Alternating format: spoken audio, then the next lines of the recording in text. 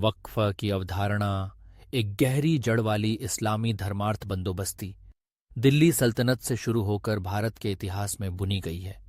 धार्मिक और धर्मार्थ उद्देश्यों के लिए स्थापित इन बंदोबस्तियों ने सामाजिक कल्याण में महत्वपूर्ण भूमिका निभाई।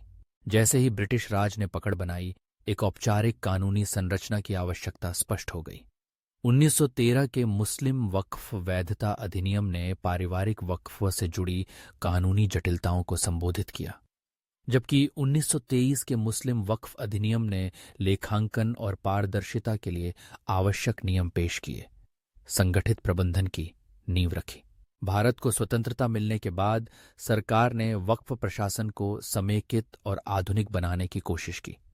1954 का वक्फ अधिनियम एक महत्वपूर्ण क्षण था, जिसने इन संपत्तियों की देखरेख के लिए राज्य वक्फ बोर्डों की स्थापना की और केंद्रीकृत नियंत्रण की एक डिग्री लाई।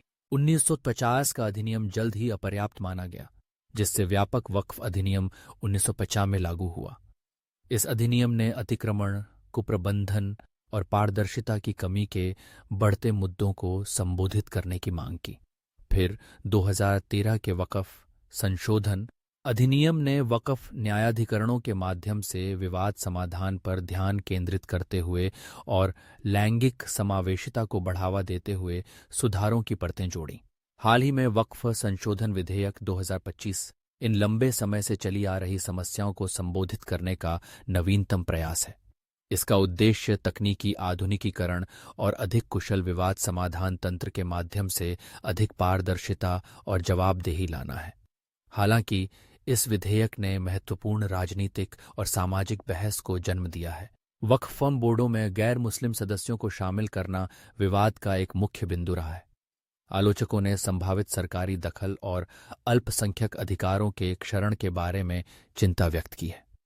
उपयोगकर्ता द्वारा वक्फ खंड को हटाना, जिसने पहले वक्फ स्थिति के आधार के रूप में लंबे समय से चले आ रहे उपयोग को मान्यता दी थी, ने भी आलोचना की है।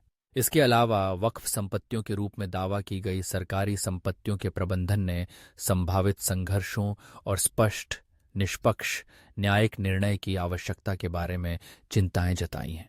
जैसे ही विधेयक विधायी प्रक्रिया से गुजरता है, बहस जारी रहती है, जो वक्फ प्रशासन के आधुनिकीकरण और भारत में मुस्लिम समुदाय के अधिकारों और हितों की रक्षा के बीच नाजुक संतुलन को उजागर करती है। ये बिल लोकसभा और राज्यसभा दोनों से पारित हो चुका है और राष्ट्रपति की मंजूरी का इंतजार कर रहा है।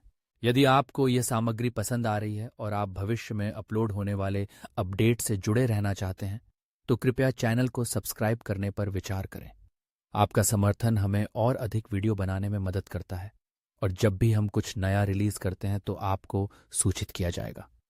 सूचना घंटी को दबाना न भूलें ताकि आप कभी भी कोई अपडेट न चूकें।